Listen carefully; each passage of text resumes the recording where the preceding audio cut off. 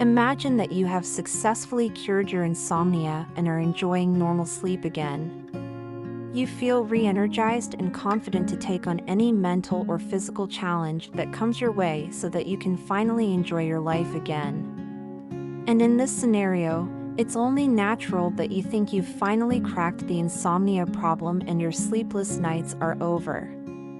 But then one night, you lie awake again. The trigger may be that you are suffering from jet lag after a trip or are again exposed to greater stress at work. But it can also just be a sudden memory that pops up in your head about the time when you had insomnia. The shock of lying awake in bed immediately brings a flood of thoughts, telling you that everything will go back to the way it used to be. And what's worse, these thoughts develop such power to trigger the old terrifying sensations. Your heart begins to pound, fear and panic creep in. It seems your normal sleep is shattered, and your insomnia is back. In this situation, your thinking mind begins to calculate what you have to lose when poor sleep returns, and more importantly, it starts asking what you can do to fix the problem. After all, you've tasted normal sleep again and therefore are willing to do anything to keep it. So you try to use all the tools you've learned to calm your mind, but nothing works. Out of desperation, you begin to struggle and escape the challenging thoughts, feelings, and sensations that start to show, only with the result that you are getting even more agitated, frustrated, and awake. You have fallen victim to the sabotaging thoughts and behaviors that haunt so many insomniacs when poor sleep returns. In your desperation to prevent the return of sleepless nights, you inadvertently begin to use the tools you've learned to control your insomnia instead of accepting it. The result is that you spend all night expending vast amounts of energy trying to battle your insomnia instead of simply accepting that you are awake because of jet lag or a random memory that popped into your head. This scenario highlights how easy it is to struggle with poor sleep again, especially when you think you've cracked it. It also shows you how deeply rooted your fear of insomnia is and that you are not ready to accept it in your life.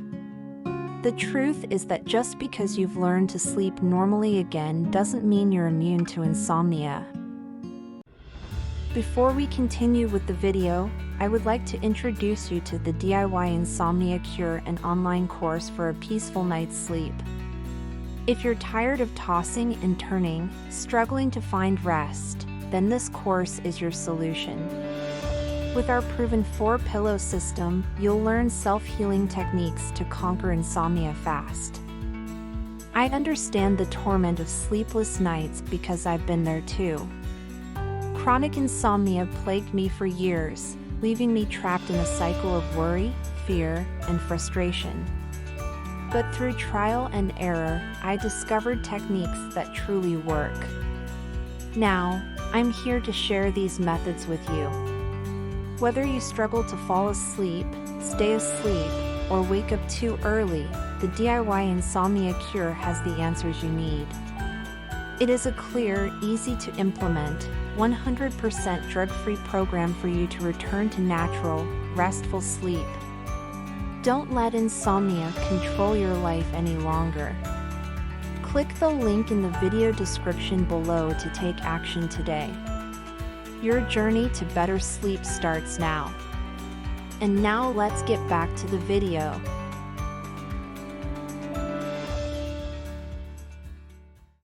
So why is it that your brain remembers insomnia? Everyone experiences brief bouts of insomnia at some point in their life. Triggers such as stress at work, relationship or family problems, financial worries, or even just traveling to another time zone can be enough to cause poor sleep. In most cases, though, their sleep returns to normal once the stress is over. However, this is not necessarily the case for someone who had chronic insomnia because your mind remembers your insomnia and will always compare current sleeplessness with past experiences of insomnia, putting you at a higher risk of insomnia returning. This is the way your brain works. It constantly links information together and uses it as a reference to anticipate what might happen in the present or future. This means that while your recurring bout of poor sleep would normally pass within a few days, your mind can't help but ask the inevitable question, what if this is the beginning of a return of my insomnia? This is not a malicious intent of your mind, but rather its habit of accessing your past sleep experiences to infer possible future risks. Sometimes the mere suggestion of poor sleep is enough to trigger a new bout of insomnia, but often it's recurring experiences. For example, if your insomnia was originally initiated by events in your life such as work or relationship stress, reliving those events is a possible trigger. So your brain will never forget your poor sleep history, and so you will always be at greater risk for poor sleep than someone who has never had insomnia.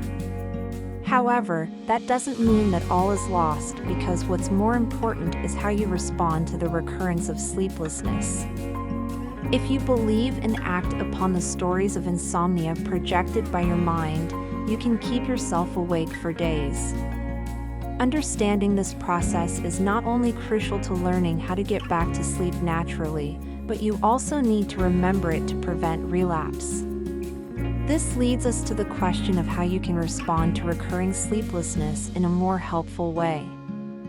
Exercise, welcoming and labeling your thoughts. What do you usually do when you greet people in person?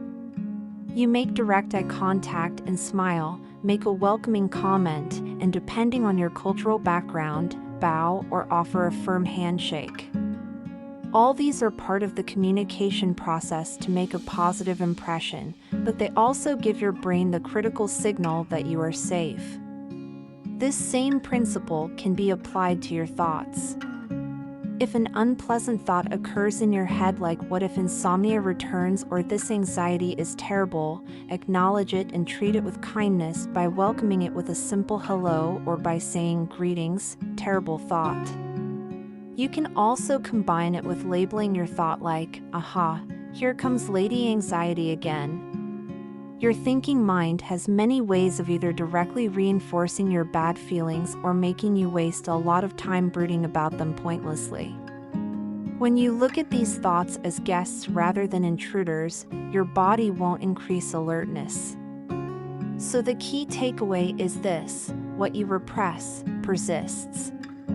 The way you behave when a sleepless night comes around again determines whether you increase or decrease the possibility that chronic insomnia will return. If you try to suppress your fear of poor sleep returning, you increase the likelihood that it will return. Only by being open to the possibility of experiencing a night of bad sleep again will you pave the way back to a lasting recovery from your insomnia. The key to responding more helpfully to recurring insomnia is to skillfully acknowledge it and all the sensations associated with it, yet not pay so much attention to it that it causes unwanted reinforcement. Remember that everyone experiences sleeplessness, even the most relaxed person who sleeps typically soundly for 8 hours. The difference between you and an average sleeper is that they don't give it much thought, and the poor sleep passes on its own.